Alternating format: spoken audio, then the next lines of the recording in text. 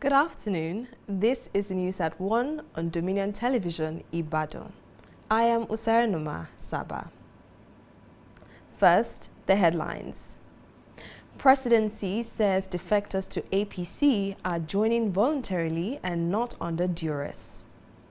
On the foreign scene, Namibia to offer free university education from 2026. Cardinals set to pick conclave date to elect new pope. And in sports, Osimhen relishes Galatasaray's big win over Eyisper. Now, the news in detail.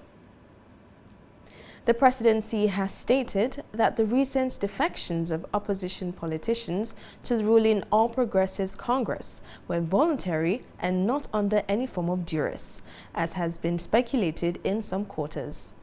This was contained in a statement signed by the Special Advisor to President Bola Tinubu on Information and Strategy, Bayo Onanuga. The presidency insisted that democracy is not under threat or undermined because politicians exercise their rights of association.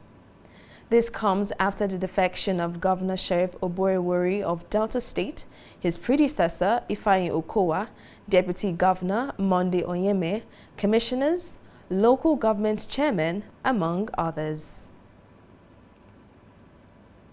The Chief of Civil Military Affairs, the Army, Major General Gold Chibuisi, has warned that civilians caught wearing military uniforms illegally risk arrest and prosecution in line with Nigerian law.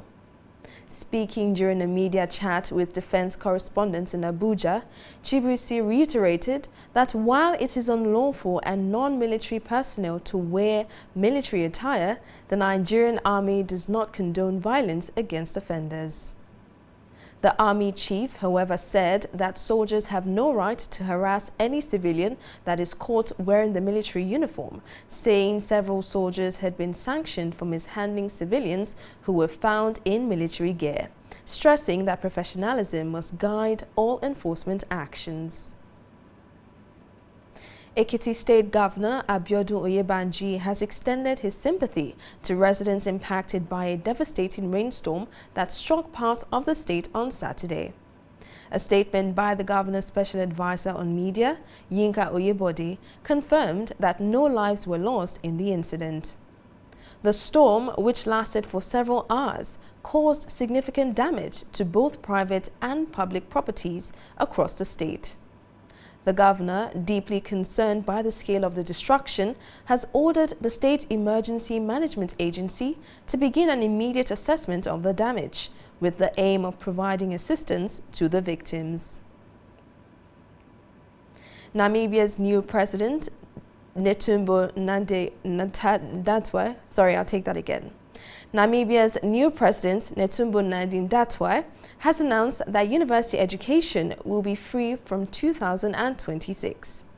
President Nandi-Ndaitwah disclosed this during her first State of the Nation address, where she said that the goal is to help young people get better education and skills so they can find good jobs and grow the economy.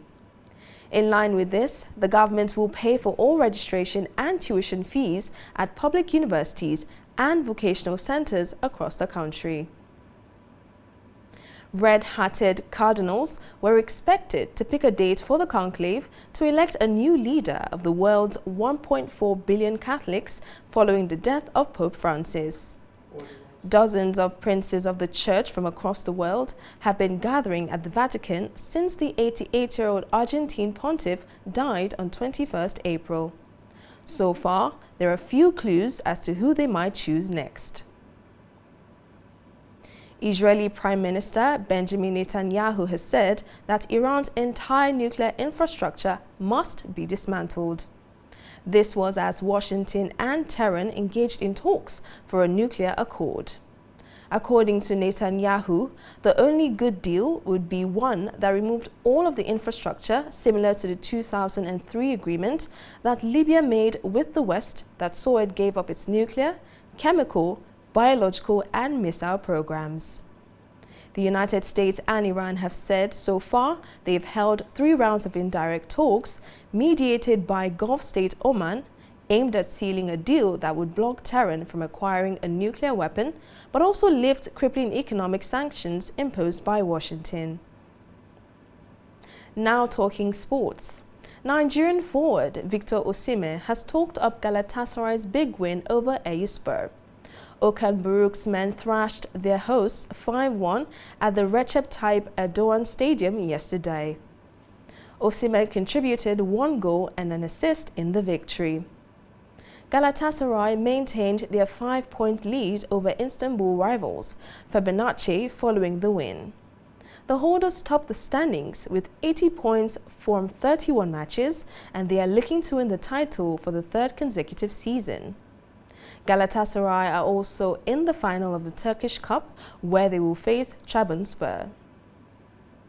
You can visit our website or listen to us live and interact with us, so you can follow us across our social media platforms: Facebook, Instagram, TikTok, YouTube, and LinkedIn at Dominion Broadcast, and on X at DominionCast.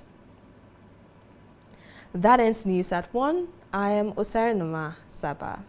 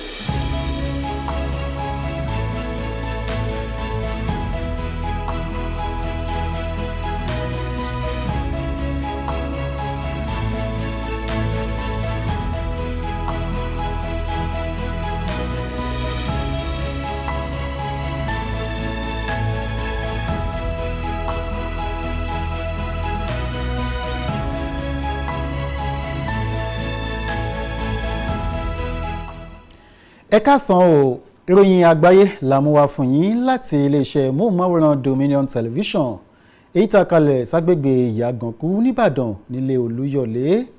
Abọ́ládé Sodiq Abíọ́lá lórúkọ tèmi. Ẹ ṣeun tẹ́ ń wò wá tẹ́ ń gbọ́ wá. Ṣáájú ẹgbọ́n àwọn kókó tó jẹyọ nínú ìròyìn náà.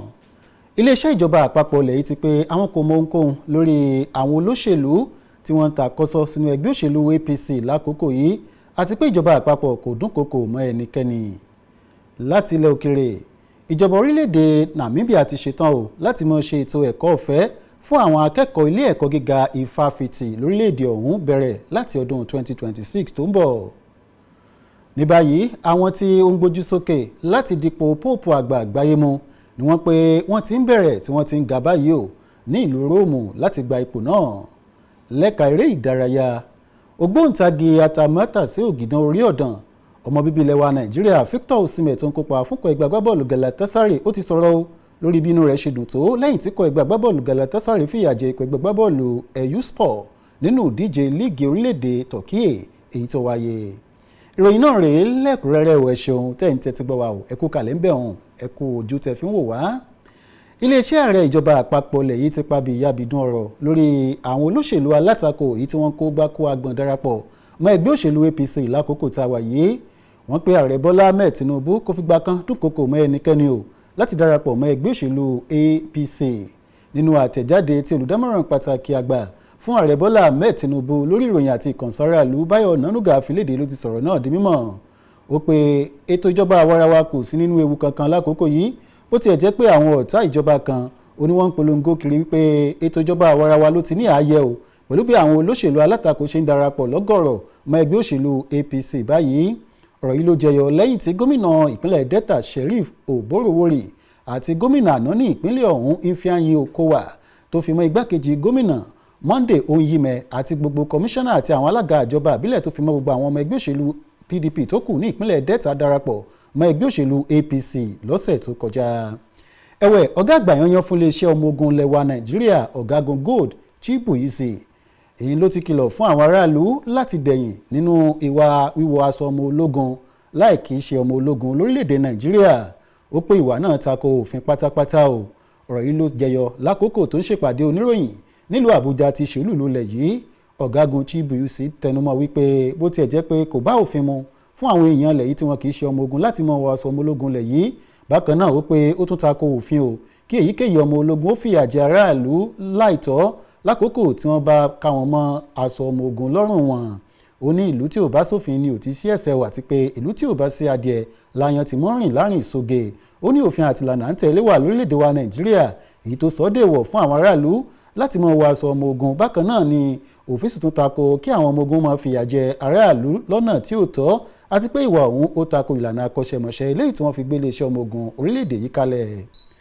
ẹ̀wẹ̀ láti ìpínlẹ̀ Èkìtì lọ́hùn gómìnà ìpínlẹ̀ Èkìtì Abíọ́dún Oyèbánjí ló ti ránṣẹ́ ìbánikẹ́dùn fún àwọn èèyàn tí wọ́n faragbá níbi àjálù ìjì líle kan eléyìí tó wáyé lọ́jọ́ àbámẹ́ta tó lọ yìí nípínlẹ̀ náà.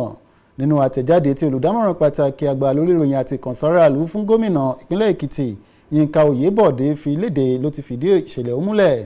bákan náà ni agbẹnusọ gómìnà jẹ́ ó di mímọ̀ wípé kò sí ẹ̀mí kankan tó bá ìṣẹ̀lẹ̀ ọ̀hún lọ àmọ́ ọ̀pọ̀lọpọ̀ dúkìá iná ló ṣègbé nínú ìjì oníwákàtí rẹpẹtẹ ọ̀hún tó wáyé lọ́jọ́ àbámẹ́ta tó lọ.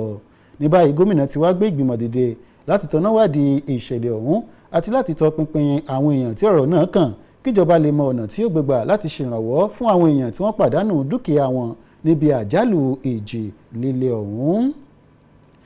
láti ilẹ̀ òkèèrè lọ́hùn ààrẹ tuntun lórílẹ̀‐èdè Namibia Dúkọ̀ Lẹ́tùmbó Lándé Ndatiwa ló ti kéde yanyayanya wípé ìjọba orílẹ̀‐èdè ọ̀hún ti ṣetán o láti máa ṣe ètò ẹ̀kọ́ ọ̀fẹ́ fún àwọn akẹ́kọ̀ọ́ ilé ẹ̀kọ́ gíga ìfáfitì lórílẹ̀‐èdè náà.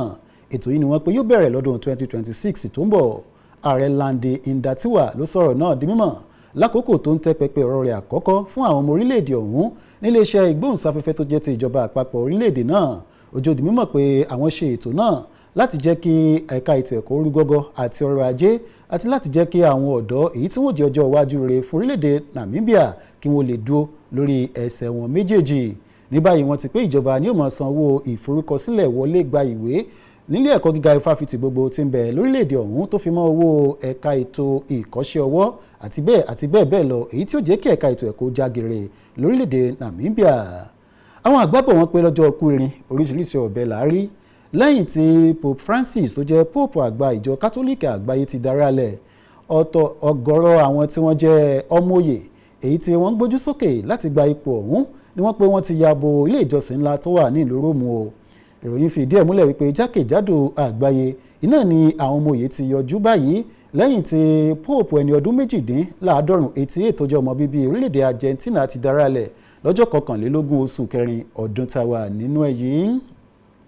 Olóòtú ìjọba orílẹ̀-èdè Israeli Benjamin Netanyahu ló ti ṣàlàyé wípé àjọsọ̀rọ̀ tí ń lọ lọ́wọ́ láàrin ilẹ̀ Amẹ́ríkà àti orílẹ̀-èdè Iran ni wọ́n gbọ́dọ̀ tètè fi ẹnu oko rẹ̀ sọ̀ọ́dúnrún o torí pé ọ̀rọ̀ ń lọ lọ́wọ́ báyìí láàrin àwọn aláṣẹ ìlú Washington DC tí ṣolúìlú ilẹ̀ Amẹ́ríkà àti àwọn aláṣẹ ìlú Tehran tí ṣolúìlú orílẹ̀-èdè Iran lórí àti mú òpin bá ìdásílẹ̀ àti àyẹ̀wò àdó olóró apayérun nuclear eléyìí tí orílẹ̀-èdè Iran gbìyànjú láti gbé jáde ní kòpẹ́kòpẹ́ yìí nígbàtí olóòtú ìjọba orílẹ̀-èdè Israeli Netanyahu tẹnubọ̀rọ̀ ó pẹ̀rúfẹ́ àdéhùn tó wáyé láàrin orílẹ̀-èdè Libya àti àwọn orílẹ̀-èdè aláwọ̀ funfun lọ́dún 2003 ó ní yóò dá o kílẹ̀ Amẹ́ríkà ó ṣe pẹ̀lú ìlú Iran torí pé lọ́dún 2003 orílẹ̀-èdè Libya ó jọ̀wọ́ àti ṣe àgbékalẹ̀ àdó olóró apayérun nuclear ó jọ̀wọ́ rẹ̀ wípé òun ò ní tẹ̀síwájú lórí iṣẹ́ náà mọ́ lẹ́yìn tí àwọn orílẹ̀-èdè aláwọ̀ funfun ṣèpàdé pẹ̀lú ẹ̀ tí wọ́n pe kó má san aṣọ orú ẹ̀ sọ̀rọ̀ ní báyìí Netanyahu ti wá pé yóò dáa kí orílẹ̀-èdè Iran náà kó jọ̀wọ́ ṣíṣe àgbékalẹ̀ àdó olóró náà pẹ̀lú bó ti ń ṣe ìpàdé lọ́wọ́ báyìí pẹ̀lú ilẹ̀ Amẹ́ríkà. Láti orílẹ̀-èdè Turkey lọ́hùn lẹ́ka eré ìdárayá gbajúgbajà ògìdó orí ọ̀dàn atamátàṣe ọmọ bíbí ilẹ̀ wa Nàìjíríà Victor Osimhen ìyìn ló ti fi ìdùnnú hàn dé o lẹ́yìn tí ikọ̀ ẹgbẹ́ agbábọ́ọ̀lù rẹ̀ Galatasaray fìyà jẹ ikọ̀ ẹgbẹ́ agbábọ́ọ̀lù Eyüpspor nínú ìdíje líìgì àgbà ọ̀jẹ̀ orílẹ̀-èdè Turkey eléyìí tó wáyé láyé àná. Gẹ́gẹ́ bí ròyìn ṣe fi ìdí ẹ̀ múlẹ̀ ikọ̀ ẹgbẹ́ agbábọ́ọ̀lù Galatasaray ni wọ́n fi ìyà jẹ ikọ̀ ẹgbẹ́ agbábọ́ọ̀lù ọ̀hún pẹ̀lú àmì ayò 5-1. Àmì ayò kan dondo òní Victor Osimhen gbá wọlé nínú ìfẹsẹ̀wọnsẹ̀ náà tó sì tún pèsè ìrànwọ́ kan. Ní báyìí ikọ̀ ẹgbẹ́ agbábọ́ọ̀lù Galatasaray ìwá ni ó ti ń lékè o lórí àkàbà tábìlì ìdíje líìgì àgbà ọ̀jẹ̀ orílẹ̀-èdè Turkey nígbàtí ikọ̀ ẹgbẹ́ agbábọ́ọ̀lù Fenerbahce sì wà ní ipò kejì. Ó ti tó 100 àmì èyí tí ikọ̀ ẹgbẹ́ agbábọ́ọ̀lù ọ̀hún ti kójọ ní sáà tá a wà yìí bí wọ́n bá sì láǹfààní láti padà gba ìdíje líìgì ọ̀hún yóò mọ̀ jẹ́ ìgbà 3 ọ̀tọ̀ọ̀tọ̀ ní sísẹ̀ntẹ̀lé èyí tí wọ́n mọ̀ gba ìdíje náà. Bákan náà ni wọ́n tún bẹ ní àṣekágbá ìdíje fi ẹ̀yẹ ti orílẹ̀-èdè Turkey tí wọ́n pè ní Turkish Cup níbi tí wọ́n ti mọ̀ kojú ẹgbẹ́ agbábọ́ọ̀lù Trabzonspor ní àṣekágbá ìdíje ọ̀hún. Ẹ má gbàgbé láti darapọ̀ mọ́ wa láwọn ìkànnì ìbánidọ́rẹ̀ẹ́ ayélujára wa ọ̀kan òjọ̀kan ẹ kàn sí wa lójú òpó ayélujára láti kàyé www.dominion.org.ng.